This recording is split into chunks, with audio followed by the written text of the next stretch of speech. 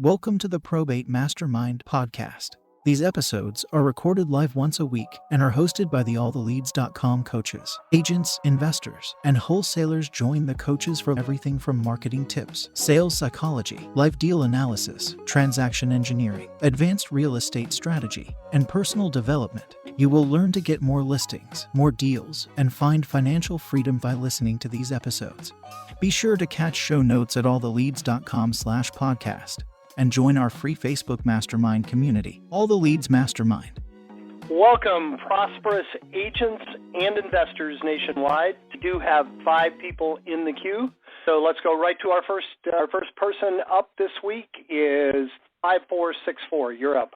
Hey, what's going on? It's Eddie, Kansas City. I'm doing probate mastery, and I was on the phone call yesterday, but for some reason Chad couldn't see me, and I'd asked a question about somebody who was losing their house in a property that was transferred on death to Medicare, contract for deed on the property. So they have somebody living in the house, and the attorney for Medicare told the purchaser of the contract for deed that they should stop paying the person that inherited the house and not to do anything. So anyway, they had hired an attorney who spoke with the attorney for Medicare and basically said, hey, we can't do anything. Chad in the mastermind or in probate mastery said, without more details, you can't really give anything. I think I understand that. So what it sounds like to me is that they put a contract in place as a first position lien. Then this person went into long-term care, racked up a massive medical bill, and then the Medicaid lien subordinated that first position. So if an attorney has already looked at it and already spoken with their counsel and says there's nothing they can do, I would say that they probably should just cut their losses, live there as long as they can, and move on. Medicaid is not really known to negotiate their liens. Typically with medical liens, like with hospitals, you can oftentimes negotiate those for pennies on the dollar. But with Medicaid and IRS, it's pretty tough. Now, there are debt attorneys that specialize in negotiating with government entities. If they wanted to try something else, I think the only suggestion I have would be contact a really good debt negotiation attorney and have them go after Medicaid to see if they can settle it. Do you know how much the Medicaid lien is for? The Medicaid lien is for $120,000. Okay, and how much is the property value in that house is about $120,000. They might negotiate it down to $60,000 to the family. They probably don't have any other cash. I think they have cash, and they were told that they could purchase the property for 3/4 of what was owed. So since they transferred title, there's a rule. If you can find somebody, this is one of the more advanced things, we might have touched on it yesterday. You can pay Medicaid that 3/4 of what they're due, and the person who steps up to do that can buy a life insurance policy where they are the beneficiary on the insured. For example, this is common with kids and parents, like savvy families will do this. If you move the property over into the kid's name or into trust, whatever it is, you transfer title out of the parent's name. That starts a 5-year window. If they have to go into long-term care and Medicaid has to pick up the tab, you can pay 3/4 of the property value, the market value at the time of transfer, and Medicaid will release all claims and pay 100% of the medical cost. Now, what you can do to recover that capital is you actually buy a life insurance on your parents, and it's for the insured. You are the beneficiary for whatever the face amount that you had to pay Medicaid. So whenever they do pass away, you get your full principal return. And if you want, you can buy a bigger policy, and you can actually make money. And that sounds dark, but it's just an advanced estate planning tactic, one that I've used in my own family, because it allows you to move assets around. And if your parents didn't plan for long-term care and they simply can't afford that, but they're likely to need it, it's something you can do after the fact because you didn't start early enough in their life. So that's, if you can find somebody that has the $120,000 to step up, and then whoever the mortgagor is, if that's the kids or the surviving spouse, they could buy a whole life policy on that person, and eventually they would be reimbursed. Now, whether the numbers work for them, for the people you have involved or not, that will work if you have the right people. Okay. Does that make sense? Yeah.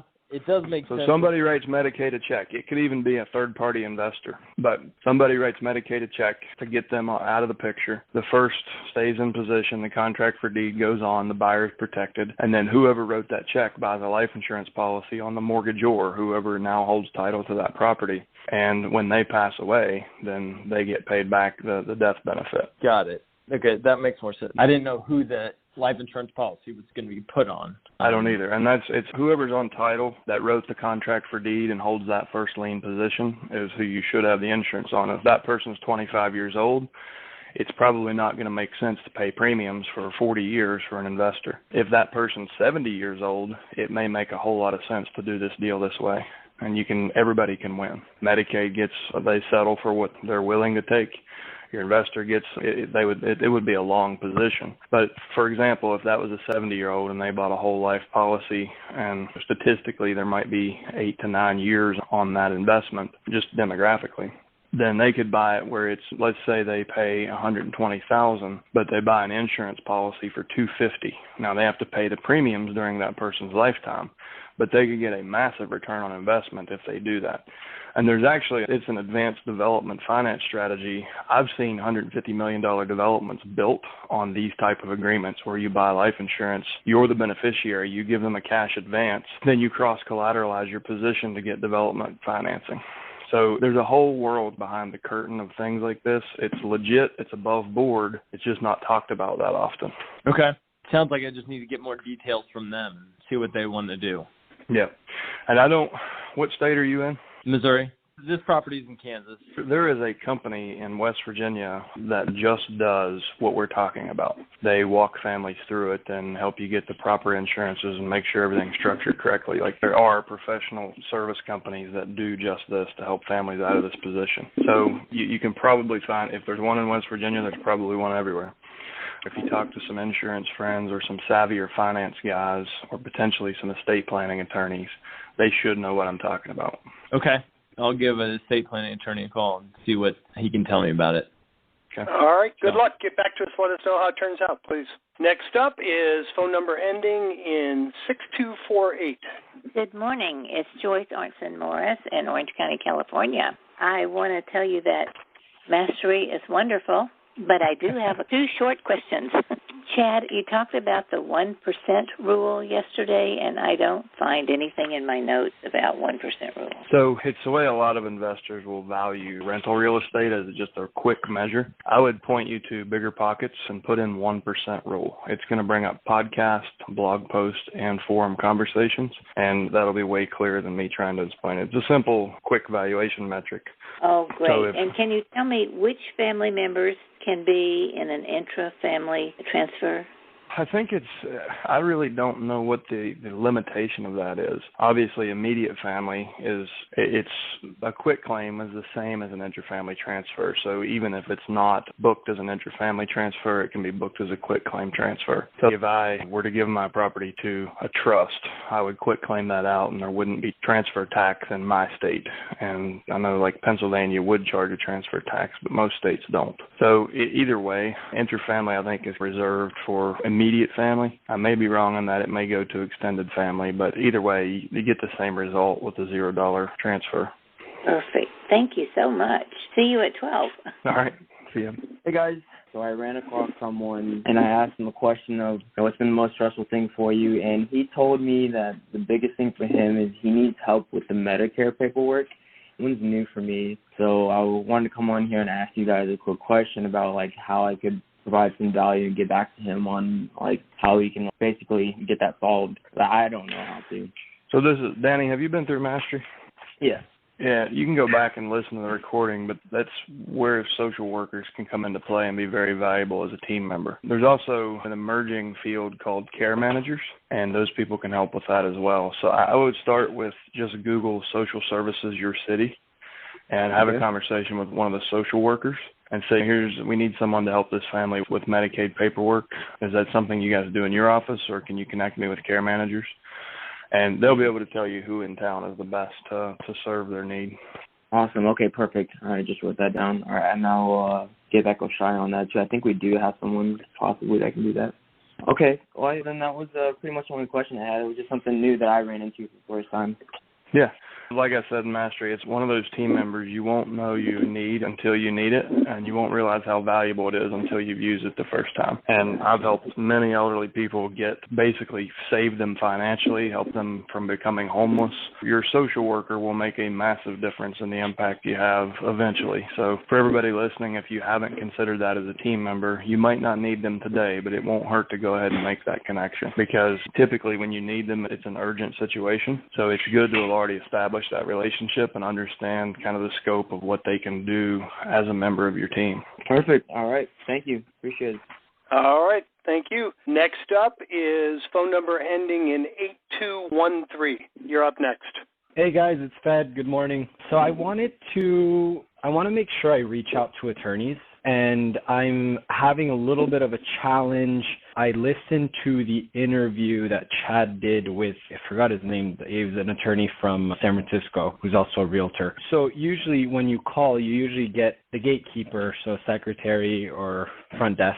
And so I'm just trying to figure out what the best way to jump that hurdle is, since I've called numerous ones asking to speak to the attorney. And for example, one way I tried to look up the docket number on the leads. And I said, hi, I'm trying to speak to, for example, Mr. Corbett. And then they say, what is this regarding? I said, oh, it's regarding docket, blah, blah, blah. And I never get a call back, or I haven't got a call back yet. So I'm just trying to figure out, A, what you guys suggest as to how to get through to the attorney, and B, perhaps what the conversation is. Because obviously from my understanding, doing Mastery and other calls, is that obviously we want to make sure that we provide them value and let them understand that we're not calling them just to obtain a listing, but instead to work together and generate a referral, back and forth referral to one another. You're not I in hope Mastery that makes this sense. month, are you, Fed? No, I'm not. I've been wanting to come back in. I'm probably going to sign up back. I'm going to do it again this coming month. So I unpacked this pretty lengthy yesterday. Okay. There's two main value approaches that I suggest, and both have worked for different personality types in metro markets, rural markets. You can decide which one's right for you. The first is find a way to bring them qualified referrals. You have to first understand an attorney is a struggling small business owner just like you are, just like every small business owner is. They're unemployed every morning, but unlike us, they have anti-solicitation laws that they have to deal with as part of their code of ethics. So it's harder for them to gain business than it is for us, because we can do these things. We come here and talk about direct mail and hammering the phones, and they're not allowed to do that. So they rely on referrals, and that's why a lot of estate planning attorneys do probate, because it fills in it's just another stream of revenue. They would prefer to do estate planning business, because in a couple of weeks they can make a couple of $1,000 versus making a few $1,000 over 9 to 12 months. Yeah. Think about it from a business owner to business owner perspective. What value can you provide to them as a business owner? Quit thinking about referrals for yourself. And you want to open the door with something of value to help them grow and scale their business and make their life easier. One of the best ways to do that is to give them qualified referrals. So the people in your family, the people in your neighborhood, the people in your mastermind groups, your past clients, anyone that you ever work with in the future, if they don't have a living trust, if they have over $100,000 in net worth, they probably should.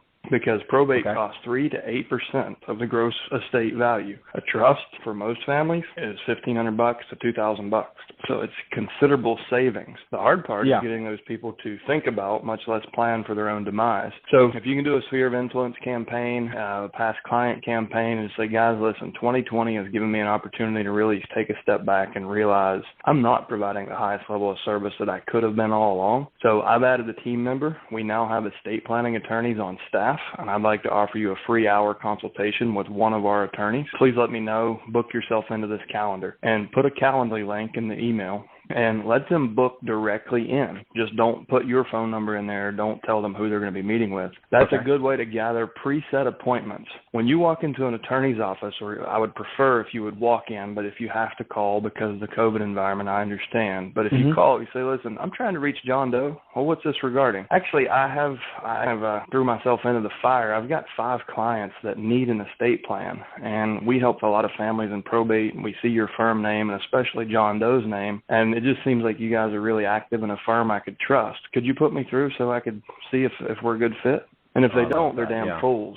So you're giving him pre-vetted, ready-to-go estate planning referrals, and no one's ever done that for that attorney. And everyone else is like, I'm an investor, I have cash, I close quickly, I'm a realtor, look at my listing presentation, isn't this flyer nice? And everybody's me. And it pisses the attorneys off. Talk to them. They'll tell you, listen, dude, I don't open that damn mail. No one's allowed. My receptionist will be fired if she lets realtors come through the line. And it's because they're saying the wrong thing. She won't really be fired if she lets you through. She'll be commended for letting you through because you just brought $10,000 in revenue to the business with 5 referrals. So that's approach number one.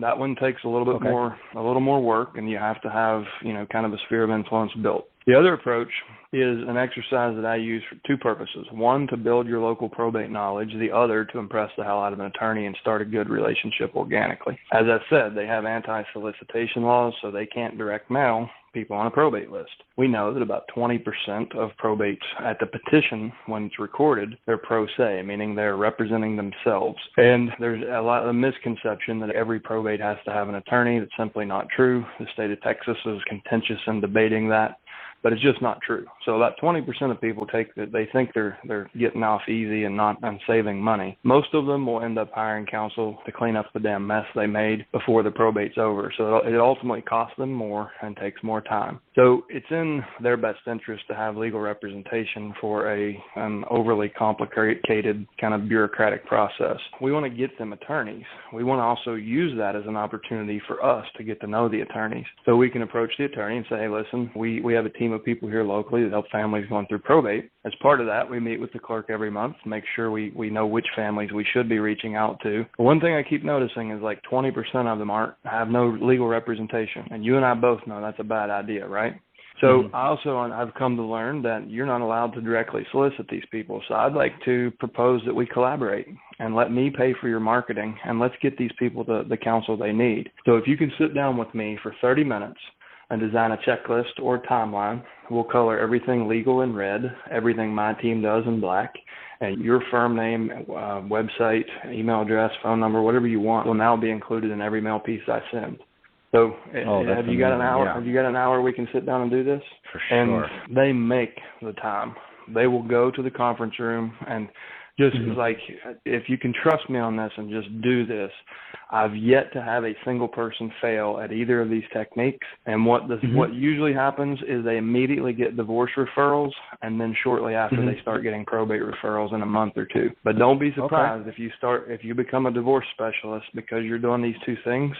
Almost everyone who does it well ends up getting divorce referrals within the month. I'm 100% in. Chad, question hovering above the first suggestion, how you're saying go through your sphere and just see who has a net worth over 100 and advising them to get a trust. How do you pitch that to your sphere? Tell your story. Tell your story. So my name's Fed. This year has really taught me a lot. One of the things it's taught me, I've helped many families going through probate, and I've seen how expensive and stressful it is. What I've come to learn is a living trust is about a fifth of the cost of probate. And in the toughest time your family will ever go through, the court is not telling you what to do.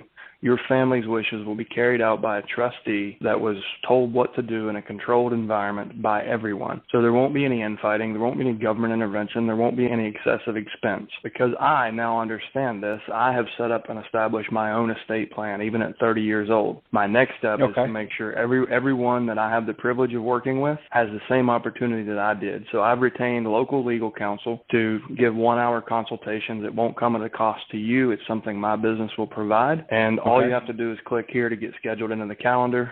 Please give us at least 48 hours notice. You change your Calendly setting where they can't book within 48 hours. They can only book 48 hours out and beyond. That gives you 2 days to be the clearinghouse and get those out. And you might give 1 to each attorney. You might give 1 to 10 attorneys or 2 to 5 attorneys. You'll just have to see what comes back. But if you have a sizable database. And the other thing, Fed, I would recommend, you have a blog. Do you have a WordPress site? I do not, no. Okay. You have social media for your business? Like you have pages and groups? Yes, sir. Yes, sir. I would recommend you write the copy as I just suggested, but you also do a video, same exact thing. Give them more than one way to consume it. Some are going to see it on Facebook and watch the video. Some will see it on your YouTube channel. Some will click the email and they won't click the video to see it, but they'll read the copy. Just do it in multiple formats so you can gather as much interest as you can. Once you've done that, the next step, if you want to take this to the next level, is take the 5 that actually followed, took you up on the opportunity, established a proper estate plan, and had a good experience, and then start doing interviews with them for future content. And if you don't have a blog, it's okay. You can put that on YouTube. You can put that on Facebook as a native video upload, Instagram, wherever. But start getting that word out. Look what this guy does for his past clients. It's not going to hurt you in your conventional business. It's sure as hell going to help you in your probate business. Absolutely. Thank you. I really appreciate that. I'll start that today. Awesome. And Chad, it reminds me, whether it's a personal story or one of your clients experienced, it reminds me of the role play yesterday, where the role play I think that Danny did, where ran into a guy where he had taken care of his mom for the last 10 years of her life, and she wrote out a handwritten will, left it with him. It wasn't notarized or witnessed. So now the court was getting involved and telling him, that he had to sell the house and split it up with the sisters that hadn't been there in 20 years. And anyway, it was a difficult story where it was not only going to cost the family a lot of extra money to do it that way, but his mom's last wishes weren't being respected. So as your prospect, you're going to come across stories of that all the time, of people that didn't do it the right way, maybe didn't even file the probate the correct way, and use those stories and the consequences to other people and how it affected them as you go through both the attorneys and the executors. Thank you. Thank you so much. All right. Well, we only have 2 in the queue, guys. Come on. We need our win of the week. Hit *6 and hit 1. In the meantime, we'll go to our next caller, which is Anonymous. You're up next. Hey, good afternoon, guys.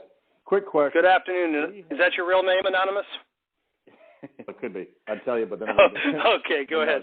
This is Patrick. Hey, Patrick. This morning about doing some of the probate, but also wholesaling it and some of the advertising to get lease purchase option from the other side. Have you figured a way how to get that done, or is it possible? Yeah, my first probate deal was a lease with option to purchase. What you need to be aware of is how title transfers. So if real estate was titled in for spouses or partners, if real estate is titled as tenants in the entirety with rights of survivorship, then oftentimes it's essentially a transfer on death clause. Sometimes that'll require a spousal property petition, but it'll go from John Doe and Jane Doe to just Jane Doe. And at that point, Jane Doe can sign a lease with option to purchase. And that's the very first one I ever did, was a surviving spouse. I ended up mailing her off of a high equity list. It was before it was my second probate, I think. But it came together beautifully. I was able to meet. It really works like in her situation. I tell this story in the beginning of Mastery because it's probably one of the more complex deals I've ever done. It was the first aha moment. But they needed as much money as possible, and they needed it as quickly as possible. So we ended up doing it as a lease with option to purchase, even though it was a free and clear asset, because we were able to sell at a premium price, take a 4% option fee up front and a market rent until we got it closed with no rent credits. We credited back the 4% at closing. And I have a 95% close rate on lease options. If you want to, the only place I've really talked about my system publicly, if you go on YouTube and look up Joe McCall, Chad Corbett. Joe McCall was one of the guys that inspired me back in 2011 when I first got into residential. And it was an hour or 2 podcast where I just paid back by showing him what I did. So you can check out that, and Kat can link that in the show notes. But you can absolutely do these. And back in March on our YouTube channel, there's a playlist called Shift Happens. And episode 4 will actually walk you through seven distinct creative financing strategies that will work on these deals. And I showed, so it's lease, wrap, Sub2, contract for deed, land contract. There's 7 different strategies that I've used on probate leads. That's about 2 hours long. It goes wide, but not real deep. But start there and then look at that, and that'll help you get a better understanding of when you can use which strategy of creative financing and probate. Episode 4 of Shift Happens. Now, if they were doing the lease, how did you get the money to them quickly? So I take a 4% option fee on the first month's rent and last month's rent. So on that deal, we were able to get $10,200 on the day of signing. And that was enough money to get her mother out of the hospital and into a rehab. And then she made $1,100 a month until the buyers closed, which only took us, I think, 6 or 8 months on it. It was a retired Navy vet, forgotten to pay a utility bill. So they had a 90-day late on their credit. We just had to clear that, and we closed. And so we sold for full price, no commissions, it was no contingencies. And we actually did it just to show you how possible this is. It was with a VA loan, and we did the VA appraisal before move-in. I documented the source of funds on the front end. I documented the VA appraisal and put that in the lender's database. And I had my fingers crossed, terrified when they exercised their option. And the VA underwriter took it. So we proactively did things. That's just showing you that to demonstrate, even one with a government entity like that, we were able to get this closed. So it was a probate, it was a lease option, and it was done with VA financing. Okay, great. Hi, Chad. It's me, Ellie. Here's the deal, okay? I have a property that a senior needs to sell. She really needs to get out of there, but the property, in order to be, I've been telling Patrick basically to go with the flow and try to do the lease with option to purchase. I have multiple people during this time that don't have the best credit, and it's kind of the opportunity to jump into it. Maybe I'm wrong on that part. But the thing that I'm... Well, let me ask, how much equity is in that? Is there equity in the home, the property? Oh, okay. Yeah. Is there any debt? How much does she own? 40% equity. 40% equity on the property. Okay. So you have a first mortgage at a 60 LTV. Yes. And what's her urgency? Is it she needs cash now or she needs relief from the debt? Pretty much cash now and to live the rest. Cash now, and she needs to have some kind of income for her to have the rest of her life. This property needs update, built in the 19th. So you could do this you could do it as a broker and sell the home as a wrap, where they take title subject to the first lien remaining in place. The seller takes a second lien for the other 40%, and you get her immediate debt relief, and you basically turn the house into an annuity. It's almost like a reverse mortgage, but in her favor. So you're gonna minimize the tax consequences. You'll give her a consistent monthly payment. If she doesn't need a lump sum of cash right now, if she would rather have more money over more time than less money up front, then that structure would work. If she needs a lump sum right now, you guys could take it sub-2. Then you could sell it on a wrap as an investor and take a heavy down payment from one of your poor credit buyers, pass that heavy down payment through to them, or use that to replace your principal that you gave her. Either way, the wrap will work. It's just one way you don't have to come up with a lump sum, the other way you do. And one way you're acting in brokerage, the other way you're acting as an investor. Did you understand? Okay. All right. Thanks. Thank you, guys.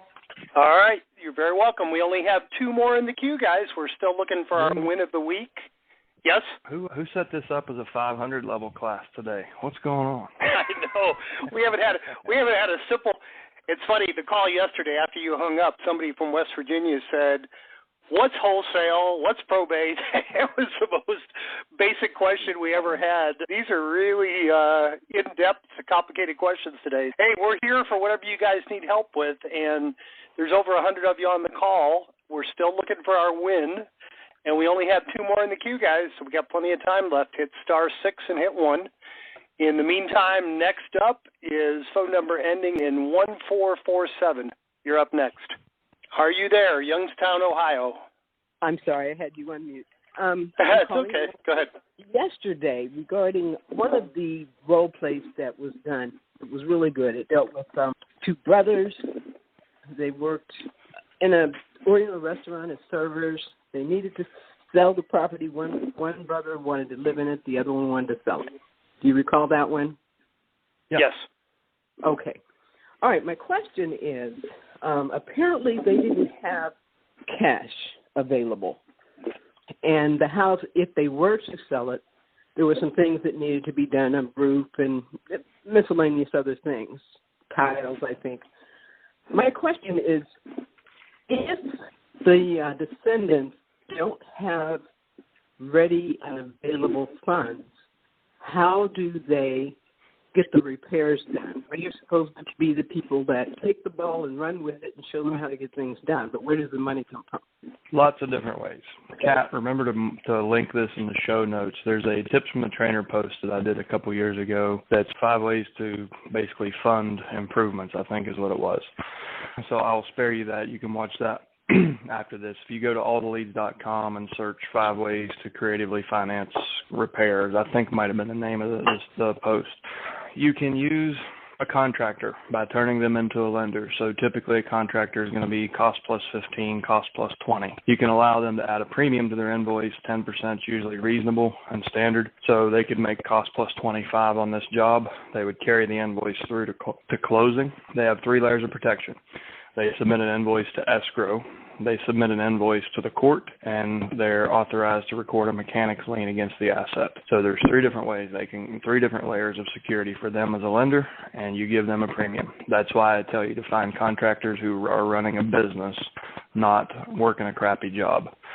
These are the guys that have cash reserves, very professional business. They typically have strong cash reserves. Oftentimes they're flipping houses, holding their own rentals, these kind of people. You can even do things with local real estate investors, pawn shop owners, the We Buy Gold guys, We Buy Junk Cars, We Buy Mobile Homes, depending on what kind of market you're in. These guys, these are all, they're high yield debt investors. So most people don't think outside of the box. They think, oh, pawn shop guy. He's not. He's just a savvy small business owner, and he's providing a service that's needed in that community. So they typically are flush with cash. They're looking to make short-term, high-risk loans. This is the safest. If someone's going to advance $1,000 on a Ford Mustang, what is it to, like, with a depreciating asset, and you give them an opportunity to make 10% on their money on an appreciating asset, where if you screw up or someone screws up, they double their money. So that is one of the best deals they'll ever do. So you can look at other investors and cash-rich people in your market, in your sphere of influence. The easy button way is you simply go to an estate advance company. The preferred partner that after 2 years of vetting these companies, we finally found one we're comfortable with, and it's Probate Cash. So Probate Cash, compound, no space. And if you go to alltheleads.com, again in the top right, or you can, if you're listening to this after the fact, you can see it in the show notes. Just search Probate Cash, and it'll bring up an Ask the Expert series that I did with the 2 founders of that company back in, I don't know, July, I think. So that's 3. There's 5 on that video, but those 3 ways. The other ways are you can get a HELOC. You could also do a reverse mortgage. If it's a surviving spouse situation, those 2 would work. You can use more conventional methods.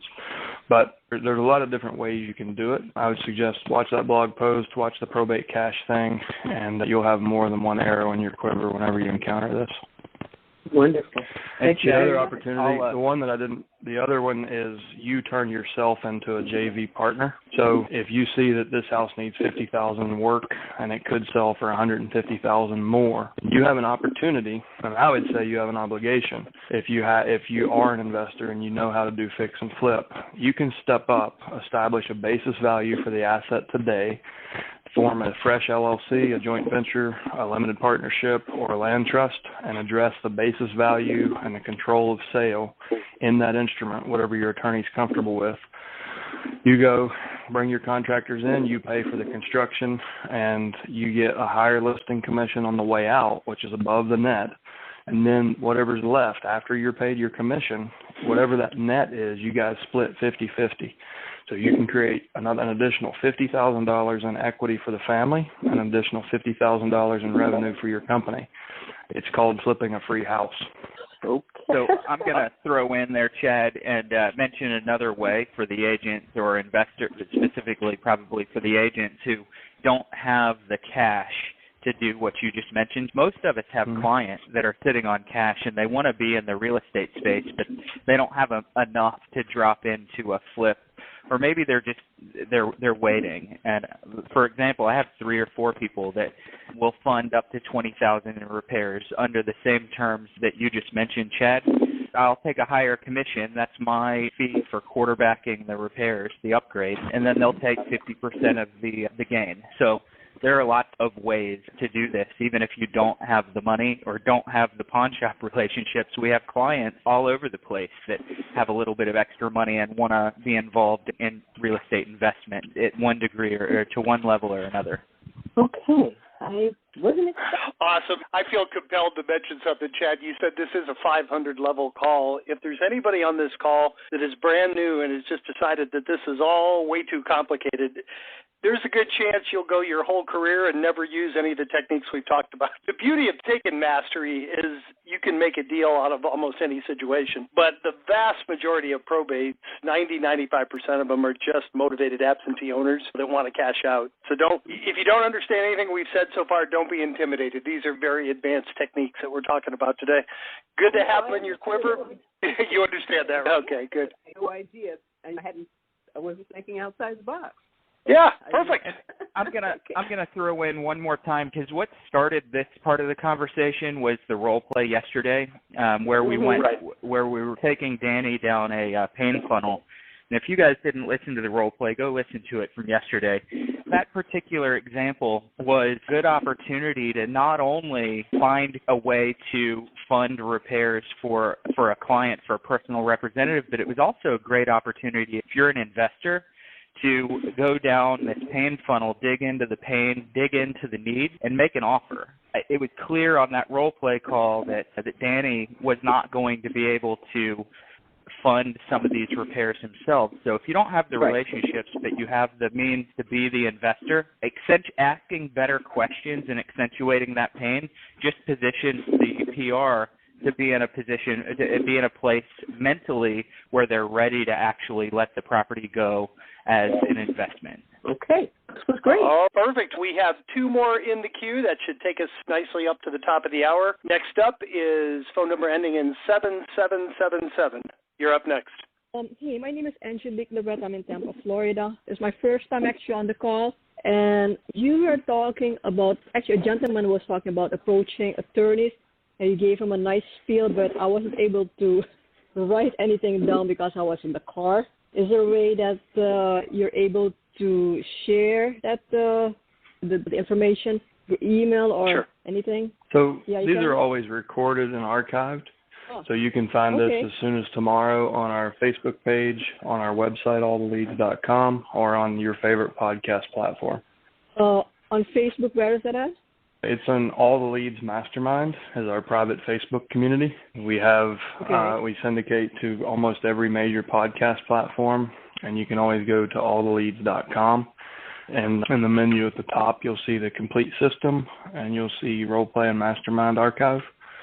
And there, every single call, we have close to 700 hours of these conversations archived there. Okay. And you said alltheleads.com, and it is, I'm looking at the website right now. Where is it supposed to go again? I'm so sorry. So if you go to, yes, and YouTube is the other place I forgot to mention. So if you go to alltheleads.com, you'll see in the top menu, you'll see ATL Success Systems, and the third or fourth button down, I think it's this like second or third button down, you'll see Mastermind and Role Play Conference Archive. There's a podcast player at the top. The most recent call will be shown in the podcast player, or you can go down and click into the year, the month, and the specific call. Okay. Remember the Facebook community, be sure to request to join All the Leads Mastermind. There's about 11,000 of us in there. And then also on YouTube, be sure to look up All the Leads. You'll be notified as soon as these calls are published. Perfect. Next up is phone number ending in 4701. You're up next. Hello, can you hear me okay? Yes, sir. Great. So my name is Ryan. I'm from Pennsylvania, Philadelphia area. So I'm looking to buy this house that is next door. The original occupants, owners, passed about a year or so ago, and at the beginning of the year, their children walked away from the house, essentially just abandoning the house. I know how to get in touch with the kids. It doesn't sound like they had a will when they passed. So I'm not sure what the next step is on how to approach them on getting this house. Well, it's very likely to have to transfer through probate. Have you done the research on the home? Are there liens against it? Are there any mortgages?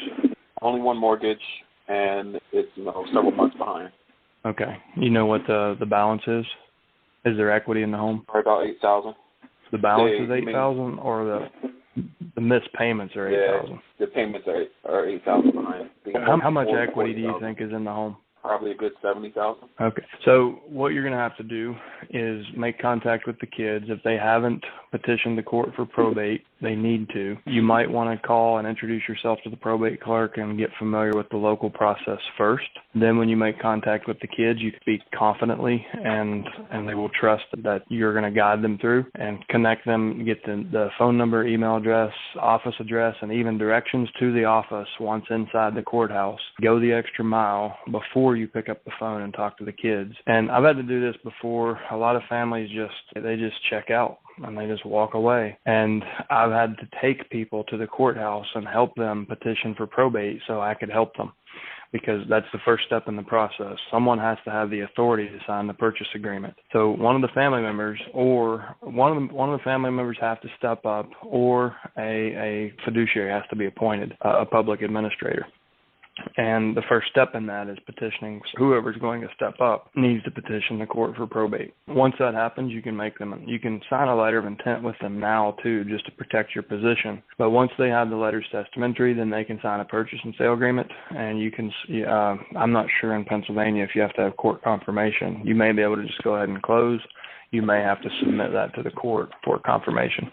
Okay. In order to transfer title, unless the house, it sounds like they have enough equity, they're not going to qualify for the small estate exemption. So they will have to probate the estate, and that's the only way you're going to transfer title. And I would say time is of the essence on this, because the equity is just getting chipped away a day at a time. So that's why I'm suggesting you proactively basically hand it to them on a silver platter. Don't make a suggestion and bring a solution. Okay. All right, get back to us. And if you need any help offline, just reach out to us and get back to us. Let us know how it goes. All right, thank you. All right, next up, Chad, do you have to leave for Mastery, or are you good? No, Mastery's at 3 today. Okay, good. We have 2 more in the queue then. Next up is 7428. Oh, hey, guys. I was just calling real quick. I had a old lead. Such an old lead I decided to do a text message campaign on, just to see if I got some response. And I did get a couple, and one in particular was very interesting at the reverse of what you typically think. She wanted nothing to do with talking on the phone. She only wanted to text, and I went at it more as an investor offering to buy, see if she would consider an offer on the property. She said sure. She kept pushing for a price. And so I threw something over, and I think I just needed to get on a call with her or a Zoom or something. Her initial response actually was a little bit suspect. I want to meet you in person. And I said I'm remote and could do a Zoom call. And she was, no, if you're interested in sending an offer, go ahead. And so now it's stalled out. I gave her a number. She said, send me pictures of houses like mine that you bought at that number. And I guess I'm wanting to really understand, before I put a whole lot more time into it, if she's really looking to sell or if she's just dragging me. It's a little bit of a concern. Is this in Brevard County, Dave? It is, yep. Do you have someone that can go by and meet with her? Let me ask a better question. Is she in Brevard County? I haven't gotten there. Apparently, she must be if she's wanting to meet personally. She's got a Illinois phone number, and I've never come across this one, but I'm assuming she is there because of that initial. And you have a contractor on the ground? I do, yeah. I think what I would do here to get her attention, because she's probably shopping you, is my opinion. And I'm sure I'm telling you what you already know. You don't have rapport. And she's trying to hold you at arm's length because she's afraid you're going to take advantage of her based on the experience she's had with somebody else. Sure. If you can get your contractor over there to meet with her or caretaker, and he can do a video, and then I would overnight her, or at least send in a Priority Express envelope, a legitimate purchase and sale agreement with a fat earnest money deposit. Are you going to close on this one? Probably not. I got a couple of buyers right there that are ready to go. Okay. A trick that I've used in situations like this, pump the earnest money up, because everyone else is offering $100 in earnest money or $10 in earnest money. So if you can show her in good faith, you had a guy go over there, you looked at it, you're not bullshitting her, you have had a partner put eyes on the house and give you a construction estimate, and you can enclose that construction estimate so she can see that it's legit. Send her a purchase agreement with everything but the price filled in, and put a Post-it note on it and say, I've done my research to let you know I'm serious, and and she'll see an earnest money deposit of, let's say, $50,000 or maybe $20,000. Make it surprise her, but I wouldn't go over 20% in case a guy's using financing. You don't want to have to deal with that. So maybe a 20% earnest money. And then just ship it off to her in an unconventional envelope, like a FedEx overnight or a USPS express priority. And you can just, on the Post-it note, just say, I don't know how to finish this without talking to you, so please call me when you're ready to speak. And put the ball in her court. Show her that you're serious, that you're willing to step up, and you have already. And you'll probably get a call back because no one else is doing that, I bet. Okay. The other thing that if you don't get a response, and in addition to that, the other thing you can do is have your contractor take a manila envelope with him and seal it and tape it inside the front door where it can be seen from the street.